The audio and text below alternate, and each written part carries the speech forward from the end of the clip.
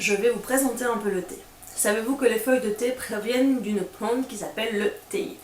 On en recense plus de 500 types à travers le monde, principalement en Asie, mais également en Europe, comme par exemple en Angleterre.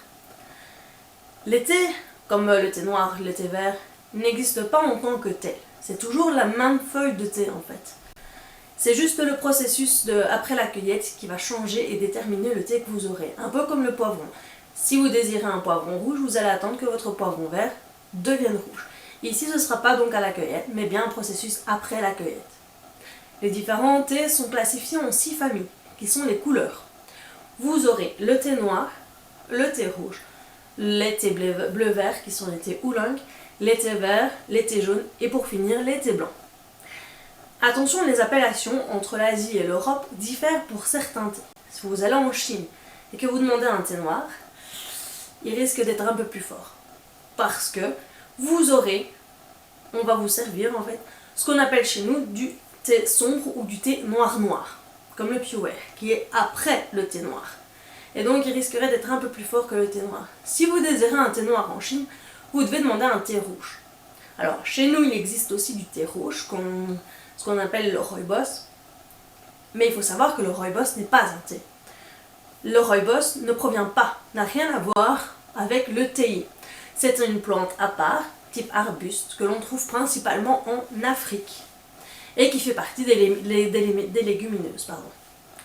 Alors, donc chez nous, on consomme différentes boissons qui sont le thé noir ou sombre, un peu plus méconnu parce que c'est vrai que c'est un peu plus fort et donc les gens, voilà, on a un peu plus de mal. Puis vous avez les thés noirs, vous avez le thé oolong, qui va être un peu moins fort que le thé noir, mais un peu plus fort que le thé vert, le thé jaune, qui est un peu plus rare, vous le trouverez que dans des magasins spécialisés et pas en grande surface, les thés blancs, mais également donc le rooibos, qui n'est pas un thé, et les infusions, où il n'y a pas de thé non plus, qui reprend les tisanes, tout ce qui est à base de plantes, camomille, menthe, et les fruisanes qui est à base de fruits. Alors maintenant, je vais quand même vous expliquer un petit peu comment on obtient ces différents thés, comme le thé noir ou le thé vert. Donc comme je vous le disais plus tôt, c'est le processus après la cueillette qui va déterminer quel type de thé nous aurons. Alors ce processus s'appelle la fermentation. Mais ce n'est pas une fermentation à proprement dit, c'est plutôt une oxydation des feuilles de thé. Selon la méthode et le temps d'oxydation, le goût, la couleur et le taux de théine va vraiment changer en fait. Je vais vous parler un petit peu quand même de la théine. Alors, il faut savoir que la théine et la caféine sont une seule et même molécule. Ce qui fait qu'on appelle théine dans le thé, c'est simplement parce que les effets de la caféine présents dans le thé sont sensiblement différents que la caféine présente dans le café. Je vous explique. Alors, dans le café, la caféine présente va se dissoudre très vite dans votre sang et va atteindre en moins de 5 minutes votre cerveau. Ça va vraiment être une boisson coup de fouet. C'est pour ça que généralement les personnes disent « je ne commence pas ma journée sans un café ». Parce que voilà, la caféine présente donne un coup de fouet. Le problème, c'est que ce coup de fouet ne va durer que 2 ou 3 heures.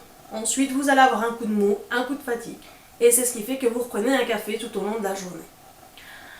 À la différence, la caféine présente dans le thé va se dissoudre très lentement. Elle va plutôt se diffuser dans votre corps, et ce pendant une dizaine d'heures.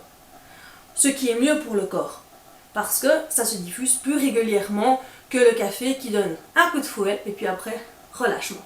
Tandis qu'ici, non, ça va vraiment vous stimuler physiquement et mentalement pendant une dizaine d'heures. Il faut savoir que la théine n'est présente qu'à partir du oolong. Parce que dans le oolong, l'oxydation est partielle. Puis ensuite, vous avez de la théine dans le thé noir et dans le thé noir où là l'oxydation est complète.